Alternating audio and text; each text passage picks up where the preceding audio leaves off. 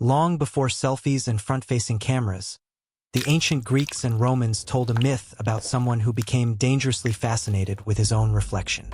His name was Narcissus. In one version of the story, he was a strikingly handsome young man searching for love.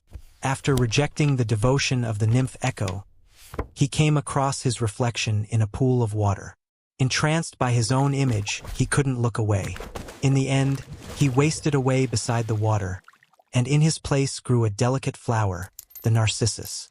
This old tale captures the essence of narcissism, an exaggerated focus on the self, which can sometimes become harmful.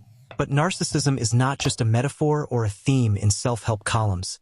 It's a set of traits psychologists have carefully studied and classified.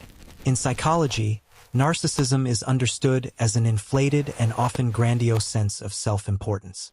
People high in narcissism tend to believe they are smarter, more attractive, or more valuable than others, and that they are entitled to special privileges. Researchers identify two main expressions of narcissism as personality traits: grandiose narcissism and vulnerable narcissism.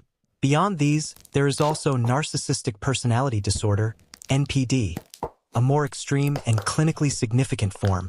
Grandiose narcissism is the version most people recognize. It's marked by confidence, boldness, extroversion, and a hunger for attention.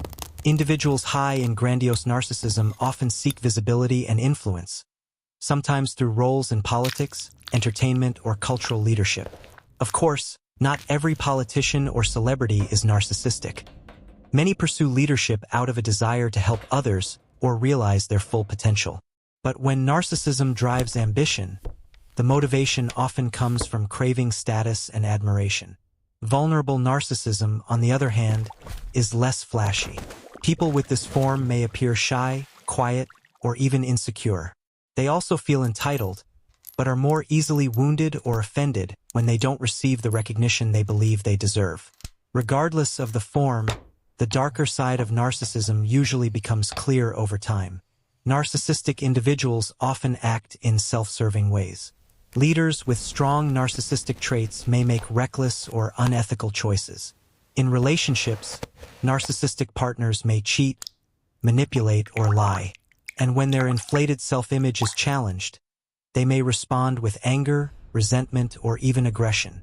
In a sense, narcissism can feel like an illness.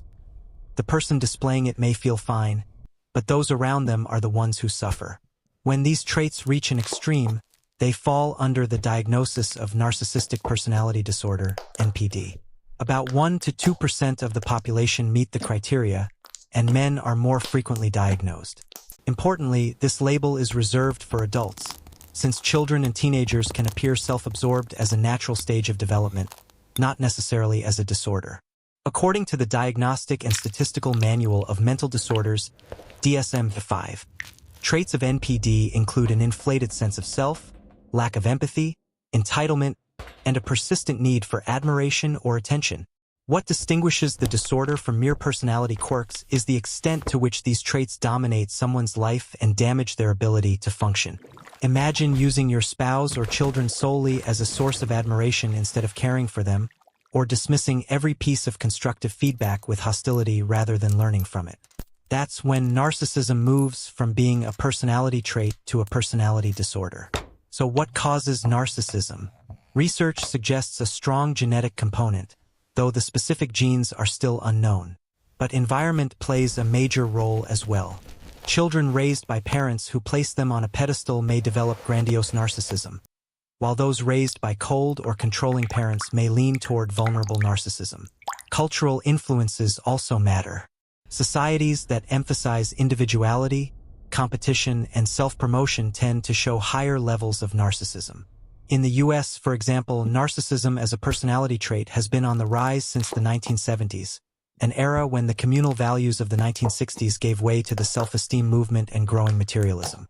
More recently, social media platforms have provided new opportunities for self-promotion.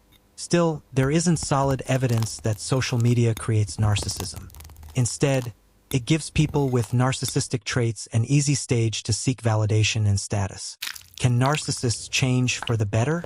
In many cases, yes, Efforts that encourage honest self-reflection and genuine concern for others, like therapy, mindfulness, or practicing compassion, can reduce the negative impact of narcissism. But it isn't easy. For people with narcissistic personality disorder especially, the very act of looking at themselves in an unflattering light is deeply uncomfortable. And without that, sustained growth becomes an uphill battle.